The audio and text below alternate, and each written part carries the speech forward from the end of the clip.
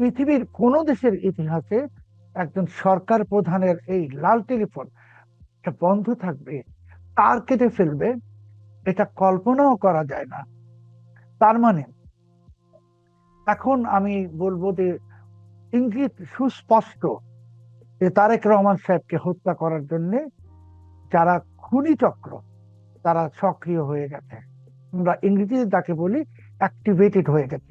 এই লাল টেলিফোন বন্ধ থাকা এটা আপনার জন্য একটা লাল সংকেত। আপনি যদি সেই লাল সংকেত বোঝেন, আপনি এক্ষুনি অ্যাকশন নেন, তাহলে জাতির জন্য মঙ্গল হবে। আর আপনি যদি অ্যাকশন না নেন, তাহলে আপনি যদি মনে করেন যে এটা কোনো ঘটনা না, মনে রাখতে হবে যে চট্টগ্রাম সার্কিট হাউসে প্রেসিডেন্ট জিয়াউর রহমান সাহেবকে কিভাবে হত্যা করা হয়েছিল। হত্যাকারী আপনার আশেপাশেই আছে, ওরা আসলে ইউনূসের লোক। তারা আপনাকে হত্যা করবে, হত্যা করে তারা বাংলাদেশে জামাতে ইসলামীকে ক্ষমতায় বসাবে, না হয় ইউনূসকে বসাবে। তারেক রহমান সাহেবকে হত্যা করলে এক ঢিলে দুই পাখি মারবে। তারেক রহমান সাহেবকে হত্যা করলে সে হত্যার দায় যাবে শেখ হাসিনার উপর। এক ঢিলে দুটো দলকে শেষ করবে সে। প্রধানমন্ত্রী লাল ফোনটি 7 ঘন্টা ধরে বিকল হয়ে রইল এবং এক ধরনের দৌড়ঝাঁপ শুরু হলো। কিন্তু 7 ঘন্টা প্রধানমন্ত্রীর লাল ফোনের গুরুত্ব সম্পর্কে নিশ্চয়ই আমাদের ধারণা আছে। সেটি অচল হয়ে থাকা, এটিকে আমরা স্বাভাবিক হিসেবে ধরবো? এবং একই সঙ্গে আপনার কাছে প্রশ্ন যে এই ধরনের ঘটনা আগে কখনো ঘটেছে কিনা, আর যদি স্বাভাবিক না হয়ে থাকে কোন ধরনের ষড়যন্ত্র ঘটছে কিনা, আপনার মতামত? অনেক অনেক ধন্যবাদ। দেখুন, আপনারই অনুষ্ঠানে, মানচিত্রের গত অনুষ্ঠানে আমি কিন্তু আপনাকে জানিয়েছিলাম যে ইউনূস ফ্রান্সে বসে ষড়যন্ত্র করছে, ওয়াগনার গ্রুপ এবং আইআরআই এর সঙ্গে যোগাযোগ করছে, আইআরএ, শেখ হাসিনা হত্যা করার জন্য। আর বাংলাদেশে কিছু অবসরপ্রাপ্ত এবং বহিষ্কৃত সেনা অফিসার তারা প্রধানমন্ত্রী তারেক রহমানকে হত্যা করবে। তো আমি যখন এই কথাটা বলেছিলাম আপনার প্রোগ্রামে, তখন অনেকেই সম্মানিত দর্শকরা ভেবেছিলেন, শ্রোতারা, যে আমি হয়তো গুজব ছড়াচ্ছি। তো আপনিও সাংবাদিকতায় দীর্ঘ বহু সময়, আমিও, আমরা তো আসলে গুজব ঠিক ছড়াই না, আমরা তথ্য পেলে কথা বলি। তো যেহেতু আমাদের তথ্যটা অন্যরা জানে না, এই জন্য তখন মনে হয় এটা গুজব। কিন্তু আপনার সেই মানচিত্রের অনুষ্ঠানের 7 দিন পার হয়নি, প্রধানমন্ত্রীর লাল টেলিফোন 7 ঘন্টা অচল। প্রধানমন্ত্রীর লাল টেলিফোনটা অচল মানে, আল্লাহ না করুক প্রধানমন্ত্রীর উপর যদি কোনো অ্যাটাক হতো বা হয়, তাহলে উনি যে কুইক রেসপন্সের ব্যবস্থা করবেন, সেটাই কিন্তু লাল ফোন। যে কুইক রেসপন্স উনি চাইলে, সেখানে এসএসএফ আছে, ওনার নিজস্ব সিএসএফ আছে, এরা তাৎক্ষণিক ব্যবস্থা নিবে। কারণ কেউ তার অস্ত্র হাতে নিয়ে প্রধানমন্ত্রীর অফিস কক্ষে বসে থাকে না, ওরা বাইরে থাকে। তো এই যে কুইক রেসপন্স টিমটাকে নিষ্ক্রিয় করে দেওয়ার জন্য লাল টেলিফোনটা শুধু বন্ধ করে দেওয়া হয়নি, এটার প্রায় 8 মিটার তার কেটে ফেলা হয়েছে। 8 মিটার। বাংলাদেশের ইতিহাসে, পৃথিবীর কোন দেশের ইতিহাসে একজন সরকার প্রধানের এই লাল টেলিফোন এটা বন্ধ থাকবে, তার কেটে ফেলবে, এটা কল্পনাও করা যায় না। তার মানে এখন আমি বলবো যে ইঙ্গিত সুস্পষ্ট যে তারেক রহমান সাহেবকে হত্যা করার জন্য যারা খুনি চক্র তারা সক্রিয় হয়ে গেছে। আমরা ইংরেজিতে তাকে বলি অ্যাক্টিভেটেড হয়ে গেছে। এখন সেটা প্রধানমন্ত্রী কতটা অনুধাবন করছেন বা করতে পারছেন, সেটা তো আমি জানবো না, আপনিও জানেন না।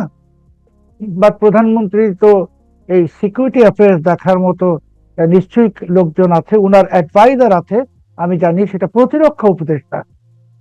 কিন্তু প্রধানমন্ত্রীর ব্যক্তিগত নিরাপত্তা দেখার জন্য যে দায়িত্বপ্রাপ্ত যারা আছেন, তারা যদি বিষয়টাকে সিরিয়াসলি নিতেন, তাহলে তো প্রধানমন্ত্রী পুরো অফিস তাৎক্ষণিক ইভাকুয়েশন হয়ে যাওয়া উচিত ছিল।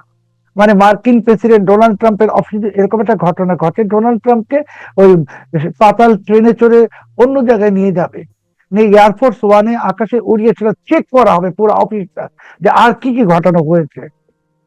তো 7 ঘন্টা যদি একটা রেড টেলিফোন বন্ধ থাকে, সেখানে টাইম বোমাও রাখা যাবে, সমস্যা তো নাই। তাহলে প্রধানমন্ত্রীর এই অফিসে কি সিসি ক্যামেরা নাই? এই সিসি ক্যামেরাতে দেখা যাবে তারা এই টেলিফোনের লাইন কাটছে, তারপরেও আমার কাছে হচ্ছে, প্রধানমন্ত্রীকে জি শেষ করুন শেষ করুন, আমি প্রশ্ন করছি। তারপরেও প্রধানমন্ত্রীকে তারপরেও প্রধানমন্ত্রীকে অফিস করতে দেওয়া হচ্ছে কেন? এটা তো হাই সিকিউরিটি রিস্ক। প্রধানমন্ত্রীকে তো তাৎক্ষণিক ওই অফিস থেকে সরিয়ে ফেলে সেখানে পুরো সুইপিং করা উচিত, সেখানে সবকিছু চেক করা উচিত পুঙ্খানুপুঙ্খ। এবং আপনি আপনার একটা ফেসবুক স্ট্যাটাসে একটা দাবি তুলেছেন, সেটা আমরা পুলিশকেও রিপোর্ট করেছি, যে গণভবনকে এই জাদুঘর ষড়যন্ত্রের কবল থেকে রক্ষা করা হোক। আপনি যে বলেছেন, কেন বলেছেন যে আজকে যদি প্রধানমন্ত্রীর গণভবনটা থাকতো, তাহলে গণভবনে তো একটা অফিসও আছে, ওই অফিসে এই ঝামেলা হলে উনি গণভবনে অফিস করতেন, ওনার গুলশানের বাসায় বসে তার অফিস করতে পারবেন না। এই যে প্রধানমন্ত্রীকে গণভবনটা বন্ধ করে দেওয়া হলো দুর্বৃত্ত ইউনূস, এটা কিন্তু একটা ষড়যন্ত্র, সেটা তারেক রহমান সাহেব বুঝতেছেন না, অবশ্যই বোঝেন নাই, বুঝলে তো উনি এটা বন্ধ করে দিতেন। এবং আজকে টেলিফোনে 8 মিটার তার নাই, 7 ঘন্টা টেলিফোন বন্ধ। এই যে জিনিসগুলো, এগুলো কিন্তু কোনো শুভ ইঙ্গিত নয়। এবং আপনাকে আমি বিনয়ের সাথে একটা তথ্য এখানে দিতে চাই, মাননীয় প্রধানমন্ত্রী তারেক রহমান আপনাকে দৃষ্টি আকর্ষণ করছি, যে বেগম খালেদা জিয়াকে আমরা দীর্ঘ বহু বছর ধরে চিনি, আমরা দুজনই চিনি। আমি বেগম জিয়াকে ব্যক্তিগতভাবে চিনি, মানে ওনার কাছে গেছি, উনি নিজের হাতে চা বানিয়ে আমাকে খাইয়েছেন, সেই দিনও ছিল, আমি দেখেছি। তো বেগম জিয়া এত দুর্বল ছিলেন না যে সেনাকুঞ্জের অনুষ্ঠানে যাবেন, সেনাবাহিনীর অনুষ্ঠানে, আর তার 6 ঘন্টা পরেই ওনাকে প্রায় মৃত অবস্থায় হাসপাতালে নিতে হবে। ইউনুসের সঙ্গে ওনার একটা একান্ত বৈঠক হয়েছে। পৃথিবীতে 3-4 ধরনের নার্ভ এজেন্ট আছে, একটার নাম হলো নভিচক, নভিচকে যদি কেউ স্পর্শ করে তাৎক্ষণিক তার মৃত্যু হবে। আরেকটা নার্ভ এজেন্ট আছে, সেই নার্ভ এজেন্টটা যদি স্প্রে করে দেওয়া হয়, তাহলে 5-6 ঘন্টা 7 ঘন্টা পরে সেই ব্যক্তি মারা যাবে। আজকে আপনি তদন্ত করুন। আমি তো বলছি বেগম খালেদা জিয়াকে ইউনূস হত্যা করেছে। কেন হত্যা করেছে? সে চেয়েছিল যে বেগম খালেদা জিয়া মারা যাবেন, তারেক রহমান সেই জানাজায় আসতে পারবেন না, বাংলাদেশের মানুষ ওনাকে একজন মন্দ ছেলে হিসেবে জানবে, তারপর বিএনপিকে ঠিক আওয়ামী লীগেরই মতো নষ্ট করে দেওয়া হবে। ইউনূস আপনার মাকে হত্যা করেছে, ইউনূস আপনাকে হত্যা করতে চাচ্ছে। আপনি আমাদের কথা বিশ্বাস করলে করবেন, না করলে নাই, সেটা আপনার ব্যাপার। আমি বলছি যে আপনার অফিসে আজকে আপনি অফিস করছেন, আমি হতবাক হয়ে গেছি। আমি নিজে জঙ্গিবাদ নিয়ে কাজ করি, সন্ত্রাসবাদ নিয়ে কাজ করি 30 বছর। আমি সিকিউরিটি ম্যাটার্স অনেক বিশেষজ্ঞ থেকে ভালো জানি যে এই অবস্থায় ইমার্জেন্সি সিচুয়েশন, প্রধানমন্ত্রীর অফিসে ইমার্জেন্সি, সেই সিচুয়েশনে আপনাকে কিভাবে বসায় রাখছে, আপনি কিভাবে সেখানে অফিস করতেছেন? আপনি কি জানেন যার কোথায় কি বম টম বসায় রাখছে কিনা? কাজেই এই লাল টেলিফোন বন্ধ থাকা, এটা আপনার জন্য একটা লাল সংকেত। আপনি সেই লাল সংকেত বোঝেন, আপনি এক্ষুনি অ্যাকশন নেন, তাহলে জাতির জন্য মঙ্গল হবে। আর আপনি যদি অ্যাকশন না নেন, তাহলে আপনি যদি মনে করেন যে এটা কোনো ঘটনা না, মনে রাখতে হবে যে চট্টগ্রাম সার্কিট হাউসে প্রেসিডেন্ট জিয়াউর রহমান সাহেবকে কিভাবে হত্যা করা হয়েছিল। হত্যাকারী আপনার আশেপাশেই আছে, আপনি সেটা খুঁজুন। আপনি যাদেরকে মনে করতেছেন অবসরপ্রাপ্ত সেনা কর্মকর্তা বহিষ্কৃত, যারা বড় বড় কথা বলতেছে হাসিনার বিরুদ্ধে, ভারতের বিরুদ্ধে, ওরা আসলে ইউনূসের লোক। তারা আপনাকে হত্যা করবে, হত্যা করে তারা বাংলাদেশে জামাত ইসলামীকে ক্ষমতায় বসাবে, না হয় ইউনূসকে বসাবে। অ্যাকশন নিন, না হলে আমরা জাতি হিসাবে ক্ষতিগ্রস্ত হব। চৌধুরী, আপনি যেভাবে বলছেন, নিশ্চয়ই আমি অত উড়িয়ে দিচ্ছি না, তবে গা শিউরে ওঠার মতন তথ্য দিচ্ছেন।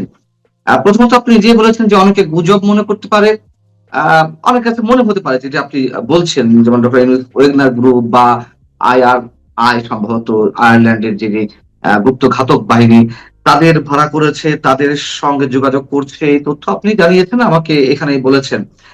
এবং লাল ফোন বন্ধ হয়ে যাওয়া নিয়ে নিশ্চয়ই এটি আনইউজুয়াল আমাদের কাছে। আমি নিজেও মনে করি 7 ঘন্টা ধরে প্রধানমন্ত্রীর এত ইম্পর্টেন্ট একটি বিষয় মানে একটা ইম্পর্টেন্ট বিষয় আমাদেরকে এভাবে দেখতে হবে যে লাল ফোন 7 ঘন্টা ধরে বিকল হয়ে থাকা। কিন্তু মনে করুন যে আপনাকে অহরহ এগুলো হচ্ছে যে গুজবকারী হিসেবে ট্রিট করে চিহ্নিত করে তার বিরুদ্ধে তার মানে তাকে ফাঁসিয়ে দেওয়া কোনোভাবে।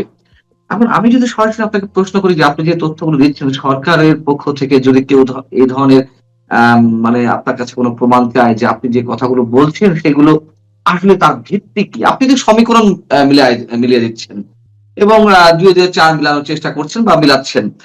কিন্তু আ আপনি কি আরেকটু আশ্বস্ত করবেন যে এই ধরনের ঘটনা একেবারে অস্বাভাবিক কিছু না। আপনি সাবেক রাষ্ট্রপতি জিয়াউর রহমানের উদাহরণটিও দিলেন। নিশ্চয়ই এগুলো অস্বাভাবিক কিছু নয়। তারপরেও দর্শকদের জন্য বা সরকারের উদ্দেশ্যে আপনি যেভাবে বোল্ডলি কথাগুলো বলছেন, আপনার সন্দেহগুলো প্রকাশ করছেন, তার সপক্ষে আর কোন যুক্তি আছে কিনা? দেখুন, তারেক রহমান সাহেবকে একটা জিনিস বুঝতে হবে যে 12ই ফেব্রুয়ারি নির্বাচনটা ইউনূস নিজের ইচ্ছায় স্বপ্রণোদিত ভাবে দেয়নি, সে চাপে পড়ে দিয়েছে। কাজে তারেক রহমানের প্রধানমন্ত্রী হওয়া, এসব ইউনূস কিন্তু ওনার সঙ্গে নাটক করছে, সে মন থেকে মেনে নিচ্ছে না। এবং ইউনূস তো ক্ষমতায় ফিরে আসবে, আমি তো আপনার গত অনুষ্ঠানে বলেছি ফিরে আসবে, এখনো বলতে ফিরে আসবে। এবং ইউনূস এমন এক ভয়ঙ্কর লোক, সে তারেক রহমান সাহেবকে হত্যা করলে এক ঢিলে দুই পাখি মারবে। তারেক রহমান সাহেবকে হত্যা করলে সে হত্যার দায় যাবে শেখ হাসিনার উপর। এক ঢিলে দুটো দলকে শেষ করবে সে।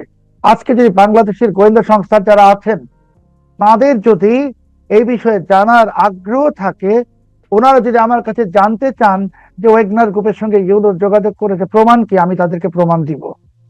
কারণ আমরা তো সব কথা প্রকাশ্যে এইভাবে বলতে পারবো না। কিন্তু ওনারা যদি নিঃসন্দেহে, আমার সঙ্গে নিঃসন্দেহে। যোগাযোগ করেন, আমি অবশ্যই প্রমাণ দিব ওয়েগনার গ্রুপের সঙ্গে ইউনূস যোগাযোগ করেছে। এবং আমি সেটাও ওনাদেরকে বলবো যে কেন মাননীয় প্রধানমন্ত্রী তারেক রহমানের লাল টেলিফোন 7 ঘন্টা বন্ধ থাকা, এটা একটা অশনি সংকেত। এটা ওনারা উপলব্ধি করছেন না, আমি খুব হতবাক। উপলব্ধি করলে ওই পুরো অফিস ইভ্যাকুয়েশন হয়ে যেত এবং পুরো অফিস শুটিং করতে হবে, সিসি ক্যামেরা চেক করতে হবে, তারা এটার সঙ্গে জড়িত। কিছু কি হচ্ছে না তো, আমি তো খবর কিছু রাখি, কেন হচ্ছে না?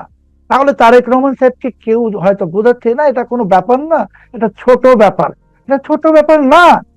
আজকে তো শেখ হাসিনা বাংলাদেশের প্রধানমন্ত্রী থাকতেন, আর উনার এই লাল টেলিফোন 7 ঘন্টা অচল থাকতো। 7 ঘন্টা দরকার নেই, আধা ঘন্টা অচল থাকতো, দেখতেন পুরো প্রাইম মিনিস্টার অফিসে কারফিউ জারি হয়েছে। কেন?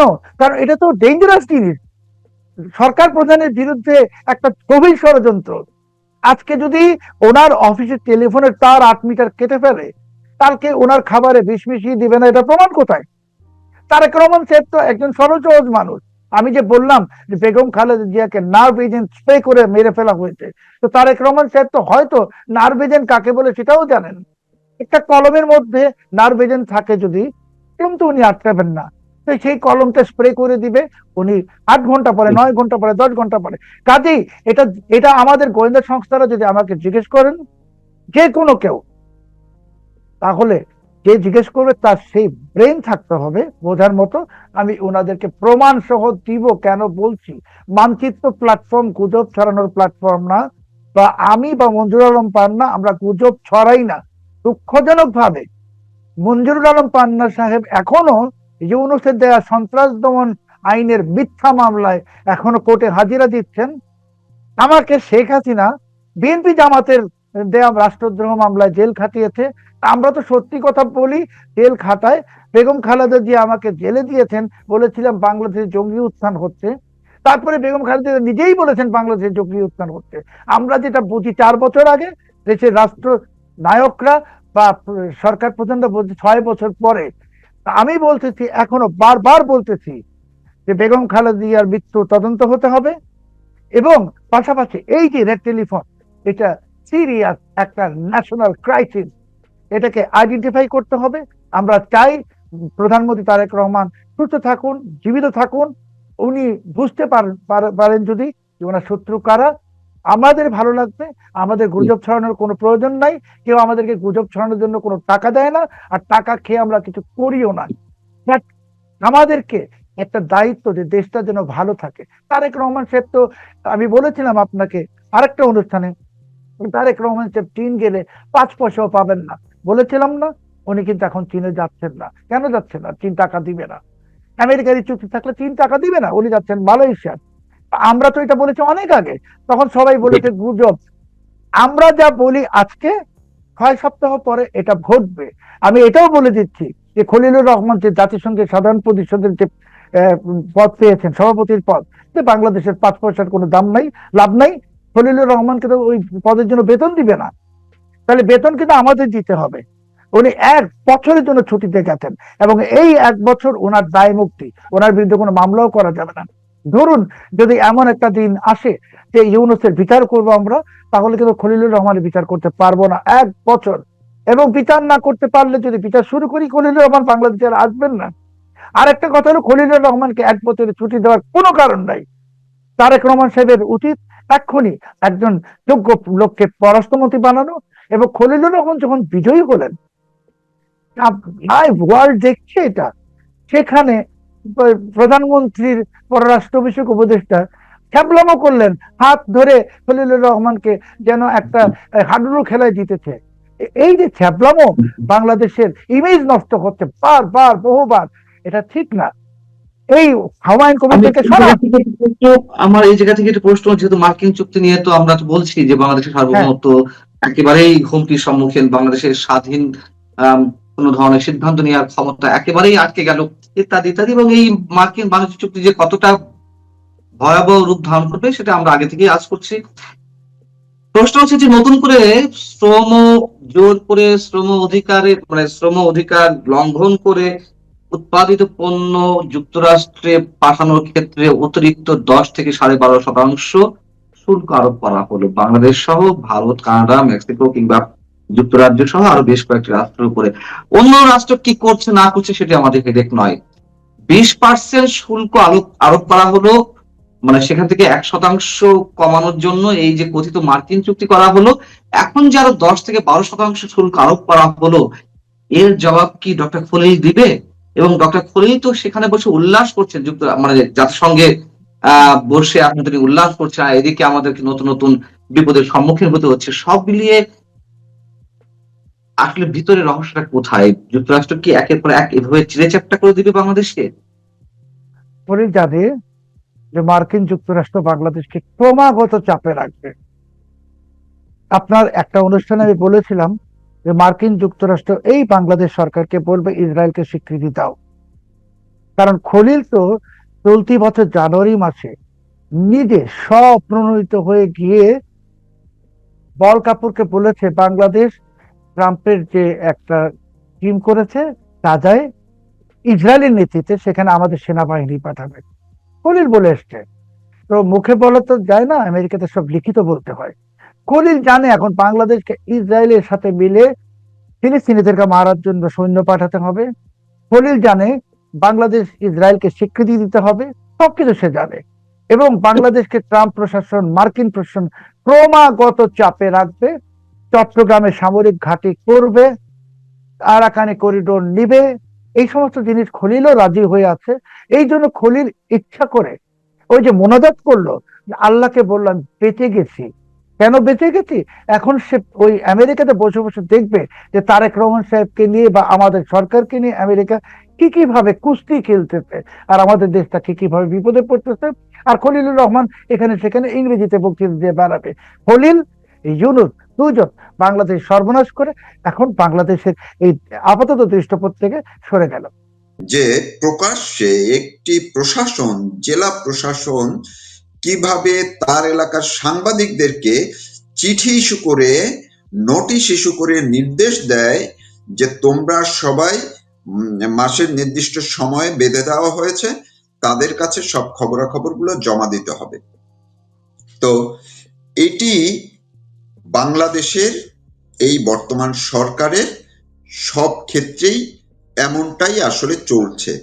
ওই জেলা প্রশাসক হয়তো আনুষ্ঠানিকভাবে চিঠি দিয়ে এটি জানান দিয়েছে, কিন্তু সরকারে যারা আছেন তারা কিন্তু এটি চায়, এবং নিশ্চয়ই হয়তো সরকারের ঊর্ধ্বতন পর্যায় থেকে সব জায়গায় এমন নির্দেশনা দেওয়া হয়েছে বলেই ওই জেলা প্রশাসন থেকে এই ব্যবস্থাটি নেওয়া হয়েছে।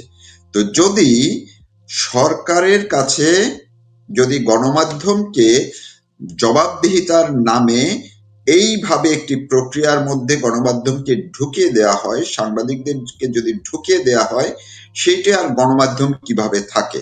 এরপরও যদি কেউ বলতে চায় কিংবা কেউ বলে যে বাংলাদেশের বর্তমান গণমাধ্যম সরকারের পকেটে ঢুকে যায়নি কিংবা ঢুকানোর জন্য যে চেষ্টা থেমে আছে, তাইলে আসলে তারা একেবারেই কি বলা যায়, মানে এর চেয়ে আর বড় লজ্জাজনক আর কিছু হতে পারে না। আমি এবার যদি আসি যে যারা কারাগারে আছেন, যে সাংবাদিকরা, যখন তারেক রহমান ক্ষমতায় আসলো, আমাদের সাংবাদিকদের যে নমস্য বলে আমরা যাদেরকে মনে করতাম, সেই নেতারা তারা দফায় দফায় তারেক রহমানের সঙ্গে দেখা করলেন, হাস্যোজ্জ্বল মুখবদনে তারা দেখা করলেন, তাদের সঙ্গে গিয়ে হাতে হাত মিলালেন, কানে কানে কথা বললেন, এবং শেষবার তারা গিয়ে দেখা করে বেরিয়ে বললেন, তারা একটি তালিকা দিয়েছেন এবং তারেক রহমান তাদেরকে আশ্বস্ত করেছেন এগুলো দেখে ঠেকে তাদের ব্যাপারে ব্যবস্থা নেবেন। কিন্তু এই যে তাদের দেখা, যে কতটা দেখা, মোটে তাদের শেষই হয় না, শেষই হচ্ছে না। তারা দেখার অনেক কিছু দেখতে পারেন, তারা সিনেমা দেখতে পারেন, তারা নাটক দেখতে পারেন, তারা প্রতিদিন শিশু ধর্ষণ হচ্ছে সেগুলো দেখতে পারেন, শিশুর দ্বিখণ্ডিত লাশ তারা দেখতে পারেন, বালতির মধ্যে শিশুর মাথা দেখতে পারেন, সবকিছুই দেখতে পারেন। কিন্তু তারা আসলে হামে শত শত শিশু মৃত্যু দেখতে পারেন, মানুষ দেখতে পারে, কিন্তু তারা এই সাংবাদিকদেরকে যে মুক্তি দেওয়া দরকার, এটি যে অপরিহার্য, সেইটি তারা এই তারেক রহমান দেখার সুযোগ পান না। তারা এইটি দেখতে পারেন যে তোফায়েল আহমেদের মতো একজন কিংবদন্তি নেতার মৃত্যুর পর যারা কারা কারা জয় বাংলা স্লোগান দিচ্ছে তাদেরকে ধাওয়া করতে পারে, খুঁজে খুঁজে পিটাতে পারে, ধরে নিয়ে যেতে পারে, এগুলো তারা দেখার খুব সময় পাচ্ছে। তো এই সব এত কিছু দেখার মধ্যে আসলেই সাংবাদিকরা জেলে পচে মরবে, মৃত্যুর অপেক্ষায় আছে, সেটা দেখা তাদের সময় কই? দুজন সাংবাদিক, সিনিয়র সাংবাদিক, তারা অসুস্থ, তিনজনই অসুস্থ, তারা মুক্তি পাচ্ছে না। তাদের পরিবার এই 2 বছর পর্যন্ত যতগুলো ঈদ গেল তাদেরকে কাছে পেল না, তারা কারাগারে দিনের পর দিন কাটাচ্ছে। তাদের বিরুদ্ধে যে মামলাগুলো দেওয়া হয়েছে, একটি মামলার ব্যাপারে একটু গুঞ্জন শুনছিলাম যে হয়তো তারা মুক্তি পেতে পারেন। যেই মুক্তির একটু আলামত শুরু হয়েছিল, তাৎক্ষণিকভাবে আবার কারো কারো বিরুদ্ধে নতুন মামলা, সেই হেফাজতের মামলায় তাদেরকে ঢুকিয়ে দেওয়া হয়েছে আবার, ফলে তারা যাতে বের হতে না পারে। আর আমাদের কিছু সাংবাদিক নেতারা যারা এখন নেতা হয়েছে এবং এখন যারা ক্ষমতা দখল করে আছে, তারা এমন একটা ভাব নিয়ে চলাচল করছেন, এমন একটা ভাব নিচ্ছেন যে তারা গিয়ে দেখা করে এসছেন, ফলে বা কিছু দিনের মধ্যেই এটা সমাধান হয়ে যাবে। আমার তো সন্দেহ হয় মূলত বরং এই যে যারা নেতৃত্বে আছেন সম্পাদক পরিষদের, তারাই ওই মানুষকে দেখানোর জন্য মিডিয়ার সামনে এসে বলছেন তাদের মুক্তির কথা বলে এসেছি, কিন্তু ভিতরে কানে কানে বলে এসেছে খবরদার তাদেরকে কিন্তু ছাড়বেন না। এইটা বিশ্বাস তো এখন করতেই হয়। যদি করতে না হয়, কোনো সাধ্য আছে মতিউর রহমান, মাহফুজা নামের মতো সাংবাদিকরা যদি তারেক রহমানকে বলেন, জহিরুদ্দিন স্বপন মন্ত্রী, তথ্যমন্ত্রীকে বলেন তাদেরকে তাদের কথা ফেলে দিবে, এমনটা তো মনে করার কোনো কারণ নাই, কোনোই কারণ নাই। যত যুক্তি তারা দেন, কোনো কারণ নাই। ফলে এটি এখন অনেকটা সন্দেহের মধ্যেই আসলে ঢুকে যাচ্ছে। সন্দেহ খুব আরো গভীর হচ্ছে যে এই যারা এখন সম্পাদক পরিষদে আছেন তারাই আসলে চাচ্ছেন কিনা যে সাংবাদিকরা মুক্তি পাক। অন্যদিকে আমি আরেকটু জায়গা নিয়ে একটু বলতে চাই যে আমরা বাংলাদেশের গণমাধ্যমের সাংবাদিকদের মধ্যে যে একটা 5ই আগস্টের পর, 24শে 5ই আগস্টের পরে যে আরেকটি একেবারে ডিভাইডেশনটা এমন ভাবে হয়ে গেছে, আমি এর আগেও বলছিলাম যে কোনো কালেই সাংবাদিকদের মধ্যে রাজনৈতিক বা আদর্শিক বিভাজন ছিল, সব সময় ছিল, কিন্তু একেবারেই এমন ভাবে যে বিতাড়িত, এক পক্ষ আর এক পক্ষকে বিতাড়িত করবে, তাদের নাম কেটে দিবে প্রেস ক্লাবের সদস্য পদ থেকে, অফিস থেকে, এমন উদাহরণ, এমন নজির তো কখনো দেখা যায়নি। এটি কেন হলো? তো সিপিজি এই সব কিছুই কিন্তু তারা পর্যবেক্ষণ করছে। তারেক রহমান সিপিজির চিঠিকে কতটা গুরুত্ব দিবে এটা তাদের ব্যাপার, কিন্তু আমার আরেকটি আশঙ্কা যে আসলে তারেক রহমান নিজের সময় খুব নিজে থেকেই এমন কিছু কর্মকাণ্ড এই 3 মাসের মধ্যে তিনি করেছেন এবং দেখিয়েছেন, যাতে নিজের পায়ে নিজে কুড়াল মারছেন, এবং তার সময় বোধহয় আসলে খুব দ্রুত ফুরিয়ে আসছে। এটা কিন্তু তার দলের বা তার সঙ্গে যারা আন্দোলন করে একটি নির্বাচিত সরকারকে, শেখ হাসিনা সরকারকে উৎখাত করেছে, সেই তাদের শরিকরাই কিন্তু এখন, যদিও সরকারি দল বিরোধী দল ভাগ হয়েছে, কিন্তু আন্দোলনের ক্ষেত্রে তো তারা শরিক ছিল। সেই শরিকরাই তো এই কথাগুলো বলছে যে বেশি দিন নাই। এমনকি তারেক রহমান নিজেও তো বলছেন একটা কঠিন সময় পার করছেন। কি এই কঠিন সময়? শফিকুর রহমান জামাত নেতা, তিনিও বলছেন কঠিন সময়। ওই যে বামের হোমরা চোমরা যারা আছে তারাও বলছে কঠিন সময়। তার মানে বাংলাদেশ একটা কঠিন সময় পার করছে। এই কঠিন সময়টা কিন্তু আবার বলা শুরু হয়েছে যখন আওয়ামী লীগের নেত্রী বললেন তিনি দেশে আসবেন, এরপর থেকেই তাদের মধ্যে কিন্তু একটা আতঙ্ক তৈরি হয়ে গেছে এবং তারা এই সময়টিকে কঠিন সময় মনে করছে। এবং একটু আগেই আমি বাংলাদেশ আওয়ামী লীগের প্রেসিডিয়াম সদস্য জাহাঙ্গীর কবির নানকের সঙ্গে একটি শো করছিলাম, তিনিও সেই কথাটি বললেন, অপেক্ষা করতে বললেন যে সময় বেশি আর নেই। তিনি এটিও জানিয়েছেন যে সরকারের পক্ষ থেকে আগামী 2-3 দিনের মধ্যেই সারা দেশে ব্যাপক একটি অভিযান শুরু হতে যাচ্ছে। ধরপাকড় শুরু হয়ে গেছে ইতিমধ্যেই। তো এই ধরপাকড়ে আসলে কাজ হবে না, শেষ রক্ষা যে হবে না, এটি তো তারা আসলে আগে থেকে শিক্ষা নেয় না।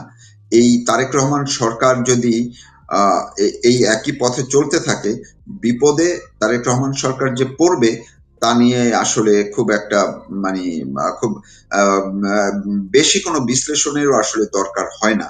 তিনি এখন সাংবাদিকদের জায়গাটায় গণমাধ্যমের উপরে তিনি যেইভাবে গণমাধ্যমকে বিভিন্ন প্রক্রিয়ায় কুক্ষিগত করে রাখার চেষ্টা করছে, মনে করছে যে গণমাধ্যমের গলা চেপে ধরতে পারলেই মনে হয় তার রক্ষা হবে, সেটি হবে না। আরেকটা বিষয় হচ্ছে যে এই যে এতদিন দেখলাম মাহফুজানা, মতিউর রহমান কিংবা নুরুল কবিররা কিংবা মতিউর রহমান চৌধুরীরা যেই একটি ফোরাম তৈরি করলো, সম্পাদক পরিষদের নতুন কমিটি, আজকে না কালকেই দেখলাম আবার নতুন বিপরীতমুখী আর একটা পরিষদ গঠন করেছে, ওই যে জায়জাদিনের শফিক রহমান আর আমার দেশের যে জঙ্গিদের নেতৃত্ব দিচ্ছে সেই মাহমুদুর রহমানরা মিলে। এবার তাইলে কি হবে? এইটাও কিন্তু একটা ইন্টারেস্টিং একটা বিষয় যে সাংবাদিকদের মধ্যে এখন নিশ্চয়ই সম্পাদক পরিষদে যারা ওই শফিক রহমানের অনুসারী আছেন তারা নিশ্চয়ই এখন বেরিয়ে সেই দিকে চলে যাবেন। তো এইটাও কি তারেক রহমান চেয়েছেন বলেই তো মনে হচ্ছে না, তিনি না চাইলে তো শফিক রহমান, মাহমুদুর রহমানরা এটা করতে পারে না, আমার কাছে তাই মনে হচ্ছে আর কি।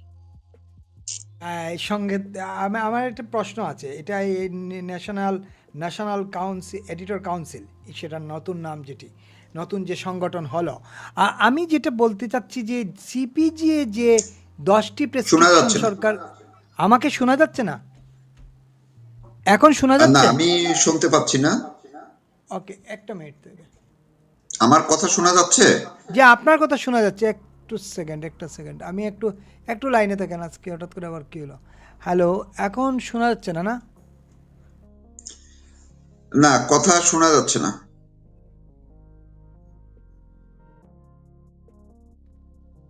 শোনা যাবে, শোনা যাচ্ছে? এখন শোনা যাচ্ছে? এখন শোনা যাচ্ছে না? আহ, এখন শোনা যাচ্ছে না? আমাকে শোনা যায়? আপনাকে শোনা যাচ্ছে, আমার আমার কথা শোনা যাচ্ছে না? না, না, আমি শুনতে পাচ্ছি না। দাঁড়ান তো দেখি একটু, কি একটা যন্ত্রণা হয়ে গেল।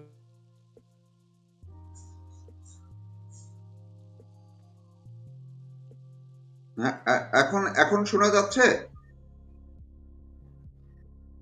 আমি আপনাকে শুনতে পাচ্ছি, আমাকে শোনা যাচ্ছে কিনা?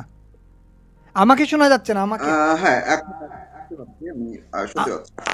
আপনাকে আমি শুনতে পাচ্ছি, আমাকে শোনা যাচ্ছে কিনা? হ্যাঁ, এখন শুনছি, শোনা যায়। আচ্ছা আচ্ছা আচ্ছা, সেটা হচ্ছে সিপিজে যে বিবৃতিটা দিয়েছে, তারা 10টি প্রেসক্রিপশন দিয়েছে, 10টি, যে কি করতে হবে বাংলাদেশের গণমাধ্যমের জন্য। তারা, আমি 10 নম্বর থেকে শুরু করতে চাই। 10 নম্বরে তারা বলছে সাংবাদিকদের বিরুদ্ধে অপপ্রচার বন্ধ করতে হবে। সাংবাদিকদের ভারতপন্থী, ইসলাম বিরোধী, দেশদ্রোহী এবং সাবেক সরকারের এজেন্ট আখ্যা দিয়ে অপপ্রচার বন্ধ এবং স্বাধীন সাংবাদিকতার সাংবিধানিক সুরক্ষার বিষয়ে সরকারকে স্পষ্ট অবস্থান নিতে হবে।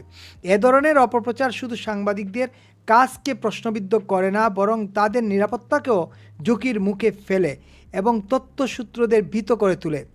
এই হেয় প্রতিপন্ন করার সংস্কৃতির কারণে অনেক সাংবাদিক দেশ ত্যাগে বাধ্য হয়েছেন এবং অন্যরা নানা ধরনের হুমকির মুখে পড়েছেন।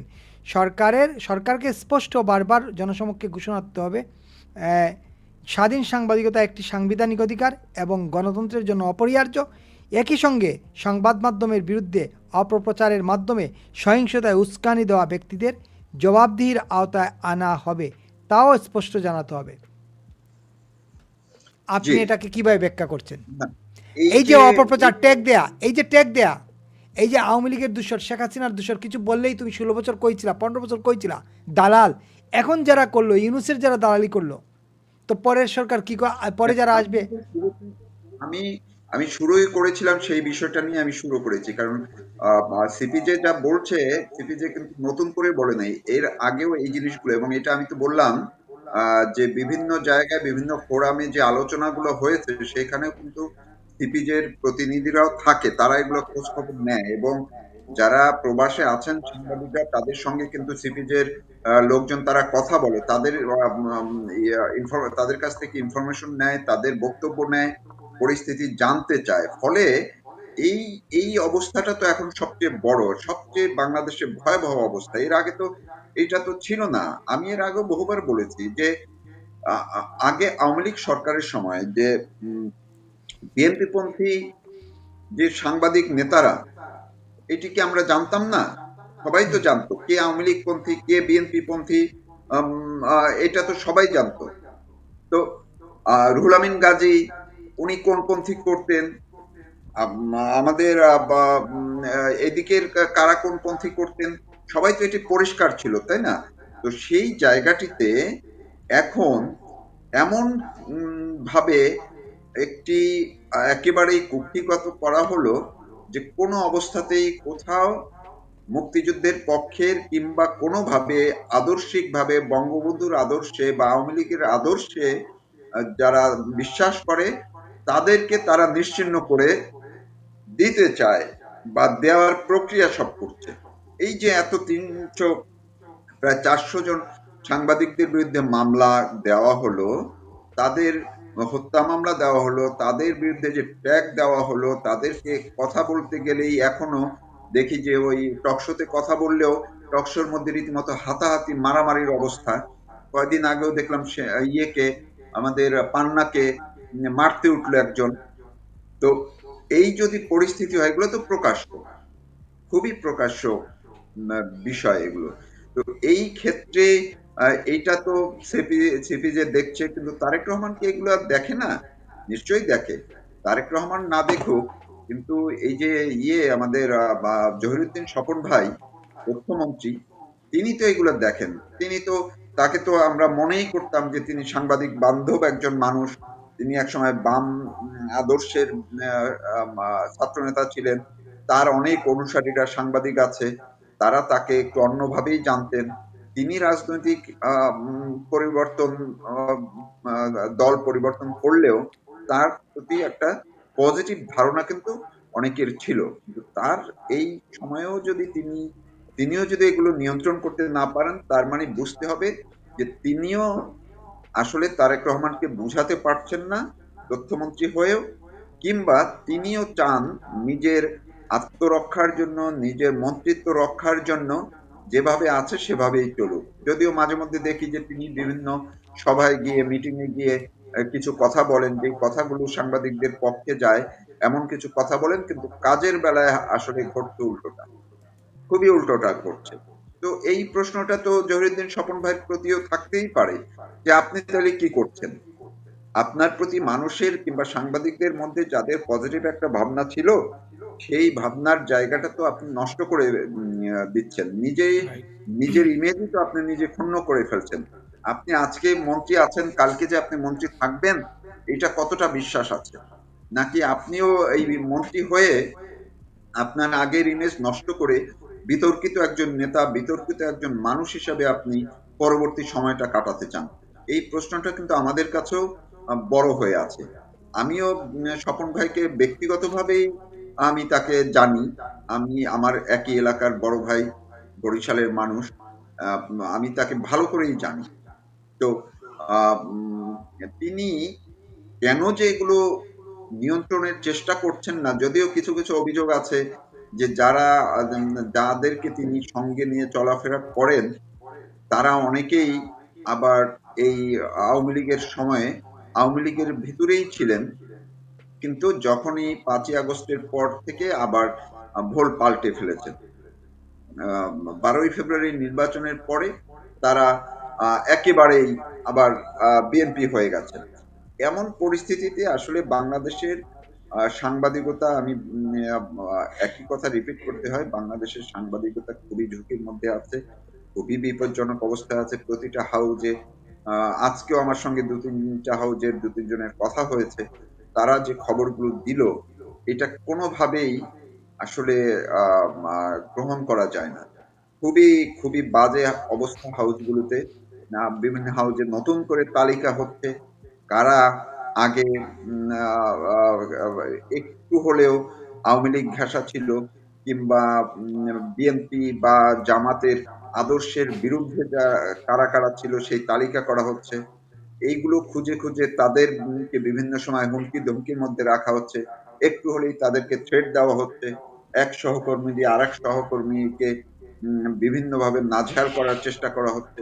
তাদের প্রমোশন হচ্ছে না, তাদেরকে বরং তাদেরকে অ্যাসাইনমেন্ট দেওয়া হয় না, কোনোভাবে ওএসডির মতো করে রাখা হচ্ছে বহু সাংবাদিককে।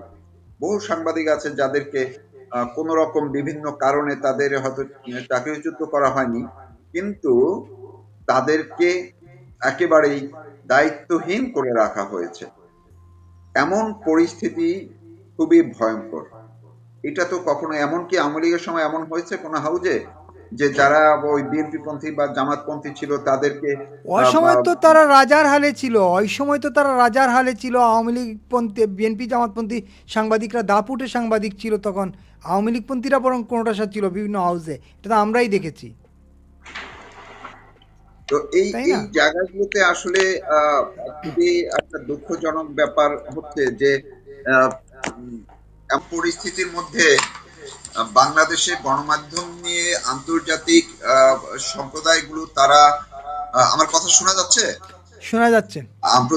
আন্তর্জাতিক সম্প্রদায়গুলো এখন তো শুধুমাত্র উদ্বেগ জানাচ্ছে, সামনে এমনও হতে পারে যে এই ফোরামগুলো, আন্তর্জাতিক ফোরামগুলো যদি সম্মিলিতভাবে কোনো অ্যাকশনে যায়, সেটাও কিন্তু দেখতে হতে পারে, এবং সেই অ্যাকশন এমন হতে পারে বাংলাদেশের ক্ষেত্রে ভয়ানক কিছু কিন্তু পরিস্থিতির তৈরি হতে পারে। এটা যদি কেউ মনে করে থাকেন যে না, একটা সংগঠন, আন্তর্জাতিক একটা সংগঠন, সাংবাদিকদের একটা সংগঠন, তারা বড়জোর কি বা করতে পারবে, একটা বিবৃতি দিতে পারে, কিন্তু সেই বিবৃতির বাইরেও কিন্তু বহু জিনিস আছে। কারণ হচ্ছে এর মধ্যেই আমি ইউরোপের কোন একটা খুবই বড় একটি সাংবাদিকদের আন্তর্জাতিক সংগঠনের প্রতিনিধির সঙ্গে আমার কথা হচ্ছিল। তিনি বলছিলেন বিভিন্ন দেশে এমন নজির আছে যে ওই দেশের কোন, যদি তারা একটা নিষেধাজ্ঞা দেওয়ার তাদের ক্ষমতা আছে, এখতিয়ার আছে, যে বিভিন্ন আন্তর্জাতিক ফোরামে যখন সাংবাদিকরা যায় বা সরকারের মন্ত্রীরা যায়, রাষ্ট্রীয় সফরে যায়, তখন তাদের সঙ্গে সাংবাদিকদেরকে নেয় সরকারিভাবে। তো এক্রিডিটেশন নিতে হয়, সেই এক্রিডিটেশনের ক্ষেত্রে একটা এমবার্গো দিয়ে দিবে তারা সুপারিশ করবে, বিশেষ করে জাতিসংঘের বিভিন্ন ফোরামে, বিভিন্ন আন্তর্জাতিক ফোরামে তারা যদি সুপারিশ করে যে ওই দেশে যেহেতু সরকার গণমাধ্যমকে কক্ষিগত করে রেখেছে, ফলে ওই দেশের কোনো সাংবাদিকরা যাতে এই ফোরামে না আসতে পারে, সেই এমবার্গো, সেই রিপোর্ট তারা বা সুপারিশ আকারে জাতিসংঘের তারা দিতে পারে, আন্তর্জাতিক অন্যান্য অর্গানাইজেশনগুলোকে তারা দিতে পারে, এবং সেগুলোকে ওই অর্গানাইজেশনগুলো খুব মূল্যায়ন করে। তারা তখন আবেদন করলেও বাংলাদেশ থেকে কোনো সাংবাদিক আর আনতে পারবে না, তারা আমন্ত্রণও জানাবে না। তারা যে যখন আবেদন করবে, বাংলাদেশ দেখলেই তারা ওটা ব্ল্যাকলিস্ট করে রাখবে। এমন ঘটনা কিন্তু এর আগে নজির আছে, এইটি আমাকে বলা হয়েছে। ফলে বাংলাদেশের গণমাধ্যম কর্মীদেরও কিন্তু এই দিকে আসলে নজর রাখা উচিত, এবং তাদের নিজেদের স্বার্থেই কিন্তু এই ব্যাপারে আরো সোচ্চার হওয়াটা খুবই জরুরি। এটা যদি তারা মনে করে যে না, এখন বিএনপি ক্ষমতায় আছে আর বিএনপির আদর্শের সাংবাদিকরা তারা একেবারে রাজার হালে নিরাপদে থাকবেন, সেটা কিন্তু যে কোনো সময় এই পদগুলো বন্ধ হয়ে যেতে পারে। এমনকি বাংলাদেশে বেশ কিছু সাংবাদিকদের নিয়ে কাজ করা বেশ কিছু অর্গানাইজেশন আছে, তাদেরকে যারা ফান্ডিং করে সেই ফান্ডও বন্ধ করে দিতে পারে, যে ওই দেশে সাংবাদিকদের স্বাধীনতা নেই, সরকার কক্ষিগত করে রেখেছে, আমাদের কথাও তারা শুনছে না, ফলে তোমরা বাংলাদেশে কোনো সাংবাদিকদের ক্ষেত্রে সাংবাদিকদেরকে জন্য ব্যবহার করা যায় এমন কোন তহবিল, এমন কোন ফান্ড তোমরা দিবা না। ফলে ওই অর্গানাইজেশন গুলোরও কিন্তু ওই যে যত কার্যক্রম আছে সেগুলো বন্ধ হয়ে যেতে পারে। এটা তো খুব স্বাভাবিক। ইউএসআইডির মতো একটি আন্তর্জাতিক অর্গান, যারা জাতিসংঘের সঙ্গে কাজ করে, মার্কিন যুক্তরাষ্ট্রের সাহায্যপুষ্ট দাতা সংস্থা, সেইটার কার্যক্রম পর্যন্ত বন্ধ হয়ে গেছে। তো যে কোনো কিছুই যখন তখন হতে পারে, এটি কিন্তু একেবারেই এটি বড় একটি আশঙ্কার বিষয় বাংলাদেশের গণমাধ্যমের জন্য। তারা এক নম্বরে যেটা বলছে যে সাংবাদিকদের বিরুদ্ধে মামলা ও গ্রেপ্তার বন্ধ, সাংবাদিকদের বিরুদ্ধে রাজনৈতিক উদ্দেশ্য প্রণীত মামলা পর্যালোচনা, গণহারে এফআইআর ও একাধিক মামলা দেওয়ার চর্চা বন্ধ, এবং সাংবাদিকতার কারণে করা মামলায় জামিনে বাধা না দেওয়ার বিষয়টি নিশ্চিত করতে হবে। উদাহরণ হিসেবে তারা ফারজানা রূপা, শাকিল আহমদ, মোজাম্মেল বাবু এবং ভোরের কাগজের সম্পাদক শ্যামল দত্তের মামলাগুলো তুলে এনেছেন। তাদের 2024 সালে আগস্ট বা সেপ্টেম্বর থেকে আটক রাখা হয়েছে। প্রায় 2 বছর ধরে আটক তারা। চলতি বছরের 11 মে বাংলাদেশের সুপ্রিম কোর্টের হাইকোর্ট বিভাগ ফারজানার উপর শাকিল আহমেদকে তাদের বিরুদ্ধে থাকা অধিকাংশ মামলায় জামিন দেন। তবে বাকি মামলাগুলোর কারণে তারা এখনও কারাগারে রয়েছেন। যেটা আপনি আগে বলছিলেন যে ফারজানা রূপা এবং মোজাম্মেল বাবুকে এখন জামিন অযোগ্য মামলায় গ্রেফতার দেখানো হয়েছে। ট্রাইব্যুনালের মামলায় তো জামিন অযোগ্য, এবং একদম একটা অহেতুক মামলায় তাদেরকে আসামি করে ঢুকিয়ে দেওয়া হয়েছে, যা জামিনও পাবেন না। শুধুমাত্র এই মামলায় কেন, সামনে এমনও দেখা যেতে পারে আরো অন্যান্য মামলায় এদেরকে ঢুকিয়ে দেওয়া হতে পারে। বিভিন্ন মামলায়, যে কোনো মামলায় এই সরকার চাইলে তো সবকিছুই পারে, তাই না? তো সেটা, এই যে তোফায়েল আহমেদ মারা যাওয়ার কয়দিন আগে তার বিরুদ্ধে যেই মানুষটা, যেই নেতা, যে মানুষটা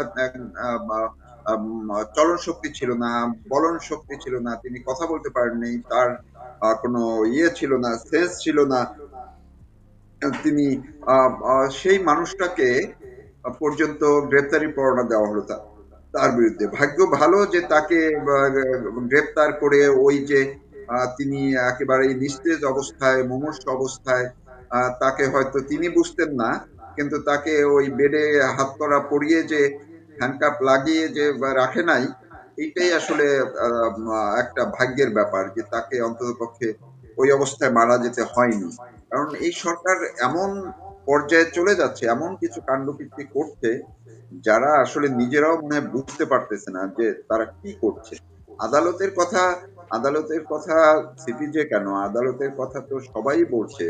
বাংলাদেশের বর্তমানে আদালতের যে ব্যবস্থা, এটা একেবারেই ইউনূস সরকার যা করেছে সেটারই যেহেতু এক্সটেনশন, আদালতের বাইরে না। আদালতের এই যে যারা আছে প্রসিকিউটর যারা আছে, তারা যেসব কথাবার্তা বলছে এবং সাবেক চিফ প্রসিকিউটর যে তাজুল ইসলাম এখনো দেখলাম কাল ২-৩ দিন আগে যে কথাবার্তা বলছে, এইটা কোনো আইনজীবী এটা বলতে পারে?